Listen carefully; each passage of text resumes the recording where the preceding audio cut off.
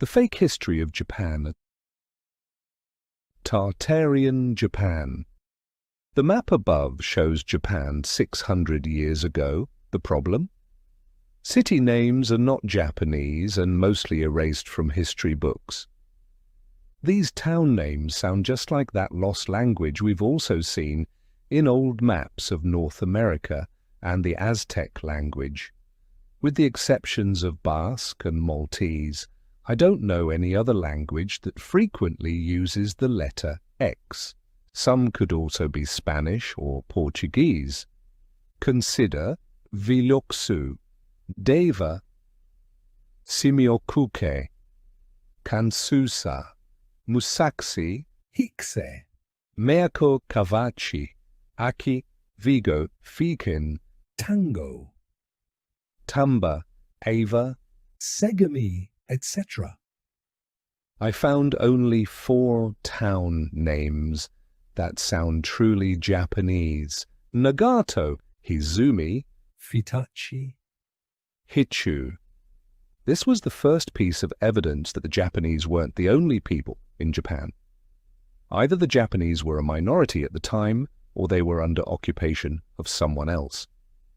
This 1669 drawing of a Japanese ship by Arnold Montanus could provide a clue to who someone else is. Closer. In the 1600s, a Japanese ship flies the flag of the Griffin, the Tartarian flag. It looks like Japan was under Tartar occupation, just like northwestern America was. Japan being close to the Tartarian kingdom, this comes as no surprise. What's surprising is that official Japanese history omits it entirely, just like American history omits the fact that its natives were Tartarians. The town names of Japan in this mysterious language are printed on hundreds of maps used by serious seafarers and royal cartographers. Academics foolishly try to pass these maps off as fiction. Here's one drawn up in 1570, a time when Asia was well mapped out. Japan has a different shape. Korea is missing. Siberia is missing. I've explained these issues in previous articles, but here's a small summary. Several large-scale disasters changed the shape of the world. A landmass broken off of the North Pole would become Siberia, called Gog and Magog on old maps. Look at the location of Tibet, called Thbet, on this map. Why is it so far to the east? Shouldn't it be above India? Not if you understand what happened. Imagine a landmass pushing in above China and to the east of Tartaria. The entirety of China moves downward, moving Tibet to the west. There is no mention of Japan or any other country changing shape in official history books. The largest city is called Meako, as on the previously shown map, and many others. Other places here are Minas, Amanguko, and Oksote.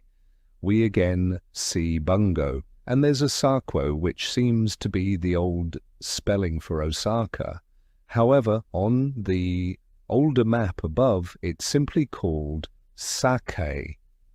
Maps show us the progression from Sake to Osaku to Osaka.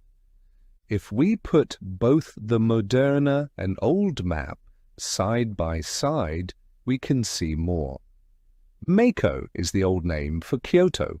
Nagoya was apparently called Hiksi, and it looks like Tokyo was called Segami. According to official history, the prior name of Tokyo was Edo.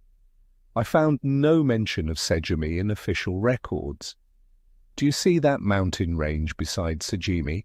That's still there today, and location of Fuji Mountain. The cartographers of old knew exactly where things are.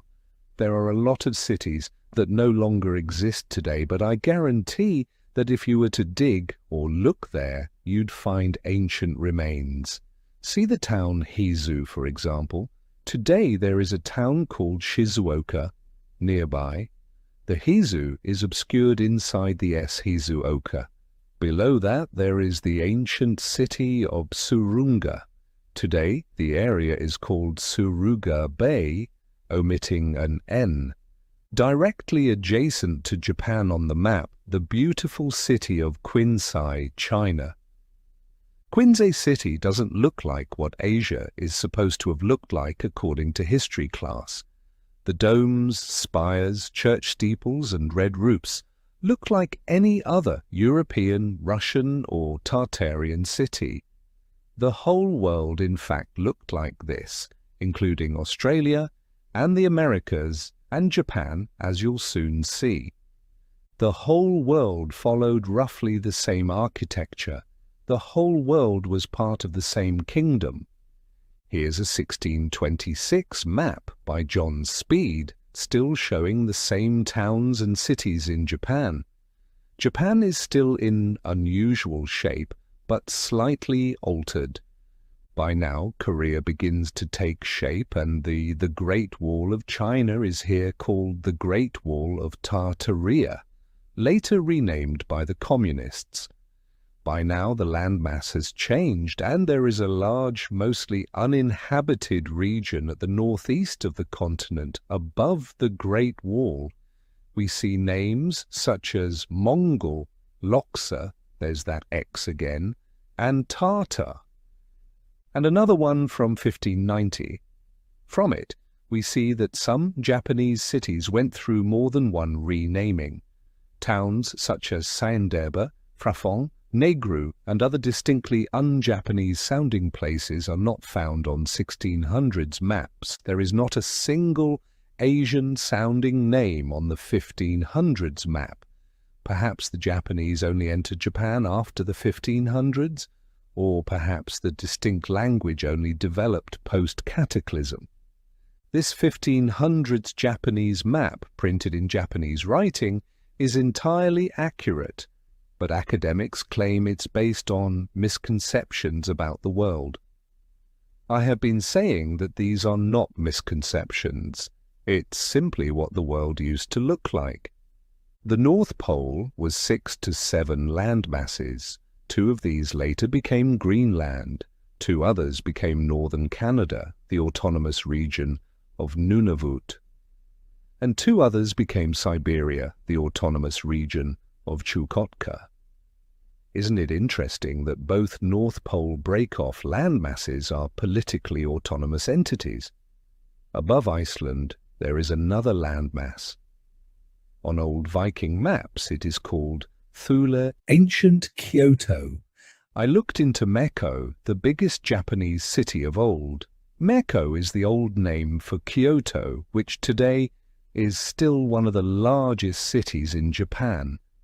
The map was made by the cartographer Jacob van Schley in 1757, at around the time the name Miko disappears from maps of larger Japan. Like so many other ancient towns, it was built to perfectly align with north, southeast, west. This is the only drawn picture of Miko that I found, image at the top. From the Wikipedia entry, Timeline of Kyoto. What do you notice? I notice a common issue. Nothing happened during the time I am most curious about. We read about the history of Kyoto in detail until 1586. Then there's an earthquake. Then nothing happens until 200 years later when the list resumes in 1788. And what happens in 1788? Great Kyoto Fire. Then again, absolutely nothing happens until 1854. All the while, Miko was listed as the biggest Japanese city on map after map. I'll say it again because it's so crazy. Between the late 1500s and mid-1800s, the historical timeline can tell me nothing about Kyoto or Miko, even though it is featured as the major city of Japan during that time. Whatever happened during this period, it resulted in a transition from this unknown language to the modern Japanese language of town names. Just like in North America, the Tartarian influence was driven out of the country over time. Today there is no knowledge of Tartaria in Japanese culture.